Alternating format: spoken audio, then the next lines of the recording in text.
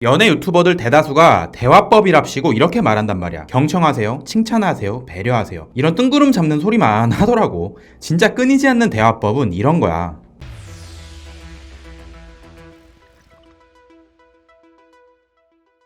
반가워, 트레이너 플로우야. 이 영상을 보고 있는 대다수는 대체 여자랑 무슨 말을 해야 될까? 라고 진땀을 빼본 경험이 한 번씩은 있을 거야. 대화는 뚝뚝 끊겼겠지. 그리고 불편한 정적만 흘렀을 거야. 여자는 하염없이 휴대폰만 만지작 거렸겠지. 왜 그렇게 잘하냐고? 내 옛날 얘기거든.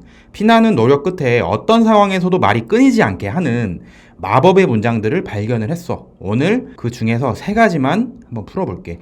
아마 이 영상을 끝까지 보고 나면 말문이 막혔을 땐 이렇게 해보면 되겠구나 라는 게 즉각적으로 머릿속에 그려지게 될 거야. 실전에서 바로 써먹을 수 있게 내가 떠먹여 줄 거니까 너네 그냥 편하게 듣고만 있어. 첫 번째, 왠지 땡땡한 것 같다를 이용해라. 자, 예를 들어서 여자랑 이제 초면이야. 초면이면 뭘 해야겠어? 상대방이 뭐 몇 살이고 어디 사는지 이런 걸 아무것도 모르는 상황이니까 기초적인 신상 정보를 좀 교환을 해야겠지. 근데 이제 보통 남자들은 몇 살이세요? 어디 사세요? 무슨 일 하세요? 이 3단 콤보를 날리고 나면 할 말이 없어진다고. 그러다 정적을 못 참고 뭐 강력계 형사 반장처럼 신상만 주구장창 캐게 되겠지. 어디 사세요? 서울이요. 서울 어디요? 광진구요. 광진구 어디? 네?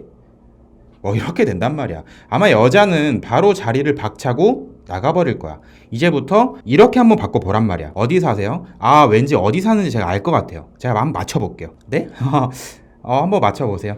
왠지 근처 사실 것 같아요. 좀 낮이 익어서요. 저번 주에도 한번 뵌 것 같아요. 자, 이런 식으로 말을 할 수가 있겠지. 여기서 또 센스 없이 진짜 여자가 어디 사는지 맞춰보려고 기를 쓰고 이를 악물고 달려드는 사람이 있는데 그런 사람 없길 바랄게.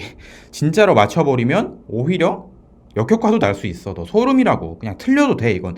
중요한 건 맞고 틀리고가 아니야. 왠지 땡땡할 것 같다라는 대화법 그 자체에 있단 말이야. 뒤에 답이 맞는지 틀린지는 중요하지 않아. 재미로 하는 거니까. 이 대화 스크립트를 한번 같이 보자.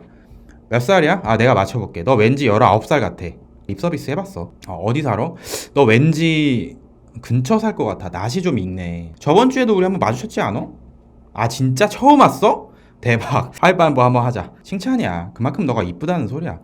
무슨 일해? 너 왠지 쓰리잡 할 것 같아. 하나는 내가 한번 맞춰볼게. 눈빛을 보니까 생활력이 졸라 강해 보여.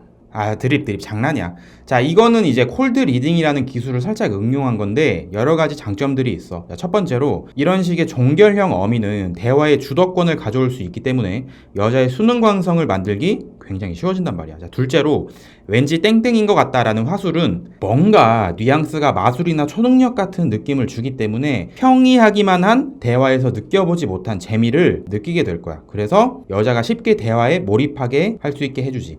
주의 집중 강도가 올라간다고. 그리고 남녀 사이에서 주의 집중 강도가 올라간다는 건 무슨 의미냐고? 긍정적인 신호야. 자, 두 번째, 땡땡 싫을 때도 있지를 사용해봐라. 인간은 원래 긍정형보다 부정형에 쉽게 반응한단 말이야. 그리고 행복하다고 느낄 때보다 힘들고 지치는 감정이 더 강렬하고 오래 기억에 남어. 이건 무조건 공감을 얻을 수밖에 없단 말이야. 좀 치트키 같은 건데 내가 예시를 한번 들어줄게. 이제 여자랑 애프터나 소개팅 장소에서 시시콜콜한 대화를 하다가 이렇게 말했다 쳐. 혹시 무슨 일해? 오빠 나는 땡땡이래. 진짜?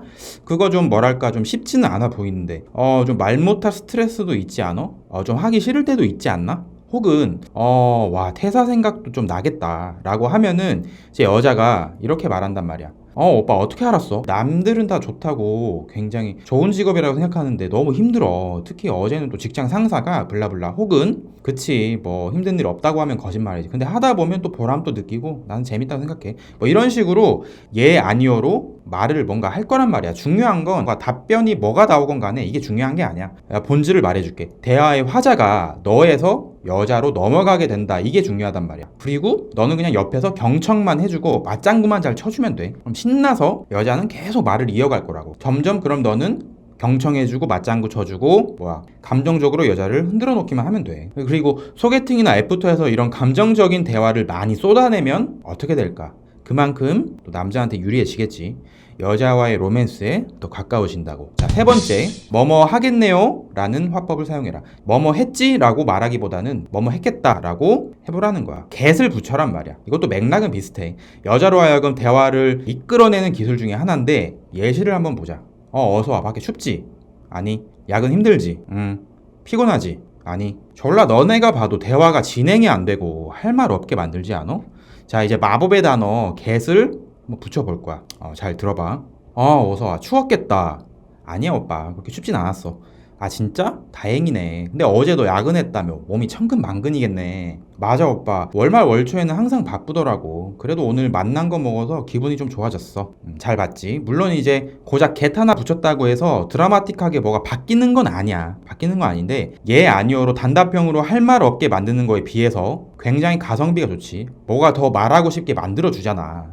안 할 이유가 없단 말이야. 자, 오늘 이렇게 세 가지를 알아봤는데 아마 이 영상을 끝까지 본 꾸러기들은 단 5분이라는 짧은 시간 동안 수다쟁이 여자도 합주기로 만들던 과거에서 벗어나서 여자랑 끊이지 않게 대화하는 법을 알게 되었을 거야.